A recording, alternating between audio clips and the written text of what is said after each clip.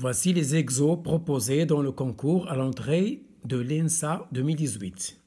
Les exercices de sciences physiques. Et on va résoudre l'exercice 1. Il s'agit d'un mouvement du ballon de basket dans le champ de pesanteur uniforme. Et je lis l'énoncé. On étudie la trajectoire du centre d'inertie d'un ballon de basket de diamètre 25 cm, lancé par un joueur en ne tenant compte ni de la résistance de l'air, ni de la rotation éventuelle du ballon. Le lancer est effectué vers le haut.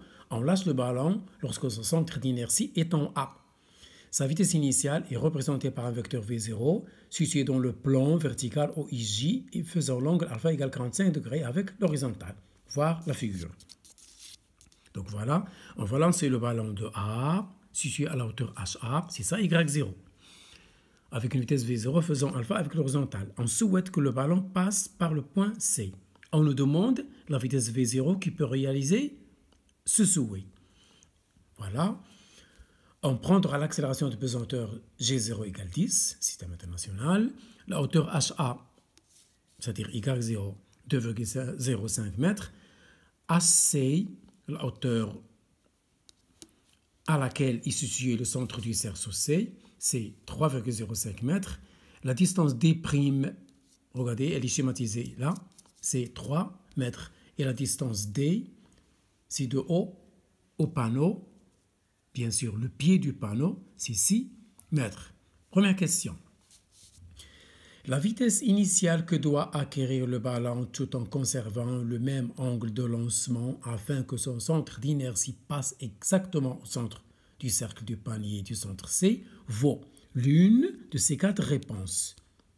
L'une est vraie. Les 3 autres sont fausses. Comment trouver la bonne réponse? J'utilise ou j'applique la deuxième loi de Newton. Voilà le schéma simplifié. Regardez, le ballon, il va partir de A. On souhaite qu'il passe par C. Donc, c'est une courbe parabolique. C'est une trajectoire parabolique. Donc, comment chercher cette vitesse V0? J'applique la deuxième loi de Newton pour trouver les équations horaires selon X, selon Y. Et je vais éliminer le temps pour trouver la trajectoire. Donc, finalement, il faut trouver la trajectoire de la particule étudiée. Ici, c'est le ballon. Donc, voilà la deuxième loi de Newton, P égale m à g. J'applique cette équation E. Par une projection sur l'axe I, je trouve ceci. Pas d'accélération, vitesse constante, et je préfère la initiale. Et voici l'équation horaire selon la direction petit i. Projetons l'équation E, c'est-à-dire la deuxième loi de Newton, sur le vecteur J. Je trouve ceci, voilà. Je trouve une accélération moins g. Et l'équation horaire est celle-là, c'est y égale moins 1 demi gt carré plus v0 sin alpha t plus ha ou grand H. Ha, c'est y0. C'est la distance de haut au point A de départ.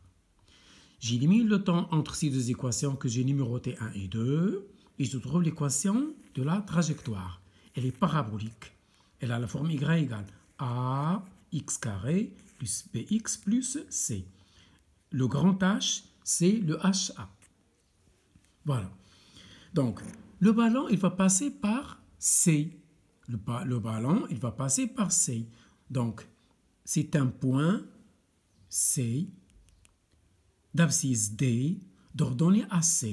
En remplaçant ces coordonnées dans l'équation de la trajectoire, je trouve ceci. Par un calcul simplifié en utilisant les puissances de 10, je trouve la vitesse V0,6 racine de 2 mètres par seconde. Donc, la bonne réponse, c'est B. D'accord? Et je passe à la deuxième question. En conservant toujours le même angle, ça fait 45 degrés, de lancement, il y a la même vitesse initiale, c'est celle que l'on vient trouver. C'est la réponse B. Faites attention à ça. Déterminer la vitesse du centre d'inertie du ballon, c'est-à-dire on nous demande VC. Lorsque le ballon passe exactement au centre C du cercle. Donc ici, On nous donne VA et on nous demande VC. Donc, dans de telles situations, pensez toujours au théorème de l'énergie cinétique. Entre le point de départ, qui est A, je l'ai noté CV0, et C, c'est le panneau. Donc, ça c'est EC final du ballon, moins EC initial du ballon, égale le travail du poids. Le travail du poids, c'est mg. La hauteur initiale, ou la cote initiale, moins la cote finale. C'est important ça. Et voilà, je tire ma vitesse VC. C'est racine de 2G YA moins YC plus V0 au carré. Tout calcul fait, je trouve 7,2, c'est à peu près 7 mètres par seconde. Et donc, la bonne réponse, c'est la A. C'est la réponse A. Et je passe à la troisième question. On conserve toujours le même angle de lancement, c'est-à-dire alpha égale 45, et la même vitesse initiale V0. Trouvez dans la première question. Un défenseur BD placé entre l'attaquant et le panneau de basket à la distance D', c'est-à-dire c'est ça, ici. Du lanceur saute verticalement pour intercepter le ballon. L'extrémité de sa main se trouve en B, à l'altitude HB. La hauteur minimale, faites attention à ça. On nous demande la hauteur minimale HB de l'attaquant pour qu'il puisse toucher le ballon du bout des doigts, plus proche d'eux. Donc ici, on va chercher une hauteur, pas n'importe laquelle, une hauteur minimale. J'ai schématisé cette situation ici, regardez. Voici le ballon. On nous demande cette hauteur HP. Il faut que le joueur touche juste de ses doigts le ballon. Donc voilà l'inconnu demandé. Ça, c'est le rayon du ballon.